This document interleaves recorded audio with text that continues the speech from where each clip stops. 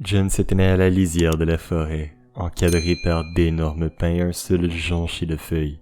Le ciel nuageux filtrait la lumière, conférant à l'ensemble une aura presque irréelle. Son cœur palpitait, rythmant le silence épais qui saturait l'air.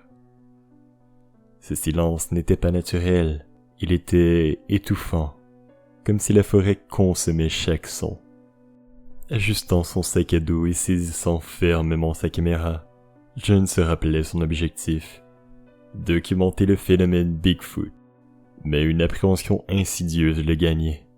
Ses pas écrasaient les feuilles mortes, perturbant l'étrange tranquillité des lieux. Les arbres se dressaient, menaçants, leurs branches semblant vouloir l'agripper. L'atmosphère était dense, comme s'il marchait dans une dimension suspendue dans le temps. En passant près d'un arbre aux branches contorsionnées, il remarqua des marques étranges griffées sur le tronc. Étaient-ce des messages ou des avertissements? Un frisson le parcourut. Marchant plus vers l'avant, il se sentait de plus en plus observé. Ses yeux fouillaient les ombres, cherchant les moindres indications d'une présence. Mais rien. Juste le silence absolu. Soudain, un craquement au loin troubla le silence. John s'immobilisa, le cœur en émoi. Était-ce réel ou imaginaire? Il demeurait figé, redoutant presque le son de son propre battement de cœur. Finalement, il reprit son souffle et fit un pas en avant, mais alors une pensée l'envahit. Certaines légendes doivent rester inexplorées. Dans cette forêt silencieuse, il se demanda s'il n'était pas en train de devenir une légende à son tour. La forêt s'était assombrie à mesure que John s'enfonçait dans ses profondeurs. Il alluma sa lampe torche, le faisceau tremblant dans l'air épais. Cela éclaira brièvement les contours des arbres devant lui.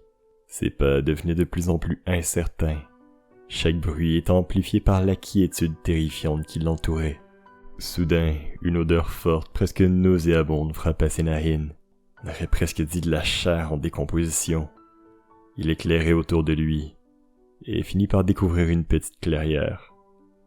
Au centre, un amas de ce qui ressemblait à des ossements et de la viande pourrie. Le reste d'une carcasse de cerf, peut-être. Le frisson qu'il parcourut n'était pas seulement dû à l'odeur, mais bien son corps tout entier qui lui murmurait de s'enfuir, le suppliait de s'enfuir. Il resserra la prise sur sa caméra, sachant bien qu'il devait documenter cela, même si chaque fibre de son être lui criait de faire demi-tour. Alors qu'il prenait quelques photos, un bruit retentit derrière lui, un bruissement léger, suivi d'un souffle chaud sur sa nuque. Il se retourna vivement, sa lampe torche balayant l'obscurité. Rien, toujours rien. Il y avait seulement l'obscurité et les yeux. Les yeux? Oui, là dans le pénombre, deux yeux rougeoyants étaient apparus soudainement, flottant à une hauteur qui ne correspondait à aucun animal qu'il connaissait. John se sentit comme paralysé, incapable de détourner son regard. C'était comme si la rougeur de ses yeux l'aspirait, drainant toute sa volonté, toute sa raison. Puis, aussi soudainement qu'ils étaient apparus, les yeux disparurent, engloutis par la noirceur de la forêt. Reprenant ses esprits, John réalisa à quel point il était vulnérable ici, dans une clairière en plein milieu de la nuit. À ce moment-là, John prit une décision rapide. Il décida d'écouter ses instincts. Il devait partir, retrouver son chemin hors de cet enfer silencieux. Il se retourna pour faire demi-tour, mais s'arrêta net. Devant lui, à quelques mètres seulement, les yeux étaient de retour, encore plus intenses, encore plus terrifiants. Cette fois-ci, ces derniers étaient accompagnés d'un grognement sourd, un son qui semblait venir des entrailles de la terre elle-même. Un avertissement clair qu'il n'était pas seul. Tous les avertissements, tous les signes qu'il avait ignorés lui revenaient en mémoire. John était désormais certain d'une chose. Il n'était pas le chasseur dans cette forêt. John poussa son épuisement à ses limites. Il se mit à courir à travers la forêt sombre et menaçante. Sa respiration était irrégulière, et il était certain que cette dernière résonnait à travers toute la forêt. Les sons de la nuit étaient amplifiés à ses oreilles. Chaque cri d'animal, chaque craquement de branche le faisait presque sursauter. Mais parmi ces sons inquiétants, un bruit différent commençait à s'élever, celui d'un moteur au loin. Une lueur d'espoir alluma son visage. Une route. Chaque fibre de son être lui disait de courir plus vite. Il courut à s'en arracher les poumons. Il ne savait pas se faisait combien de temps qu'il courait. Mais finalement, après ce qui lui semblait être des heures, il émergea des arbres et ses pieds touchèrent l'asphalte froid. Pendant un moment, tout sembla s'arrêter. Le rugissement du moteur s'intensifia.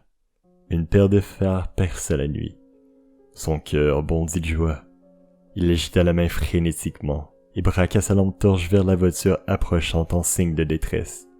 La voiture ralentit et John ressentit une bouffée d'air frais lui envahir les poumons. Il était sauvé. La voiture était à quelques mètres. Il pouvait presque sentir la chaleur de cette dernière et voir le visage confus de son conducteur. Mais alors que la voiture était à peine à quelques mètres, un rugissement brisa la tranquillité apparente des lieux. Ce son terrifiant provenait des ténèbres qu'il venait de quitter. Avant même qu'il puisse réagir, qu'il puisse se rapprocher du véhicule, une force implacable l'agrippa par derrière. Tout se passa dans un mouvement si rapide que ses pieds décollèrent de l'asphalte. Il fut violemment tiré en arrière. Les phares de la voiture illuminèrent son visage tordu de terreur pour un instant.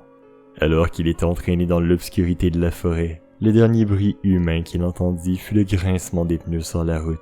Le conducteur, trop effrayé, était resté dans sa voiture immobile un instant, avant de repartir dans l'obscurité de la nuit. John vit avec désarroi la voiture s'éloigner, la créature le traînant sans effort. Chaque bruit, chaque cri de John, étouffé par le grognement continu de la bête. Sa vision commençait à se brouiller, sa conscience à vaciller. Dans ces derniers instants, alors que les griffes des Bigfoot se resserraient autour de lui et que la créature se préparait à le dévorer, une pensée étrange traversait l'esprit de John. Malgré la terreur, la douleur, il ressentait un certain sentiment de validation. Au moins, il avait eu sa réponse, aussi terrible soit-elle. Bigfoot n'était pas un mythe, une légende ou le produit de l'imagination collective. Il était réel, et John était, du moins pour l'instant, une preuve vivante de ce fait.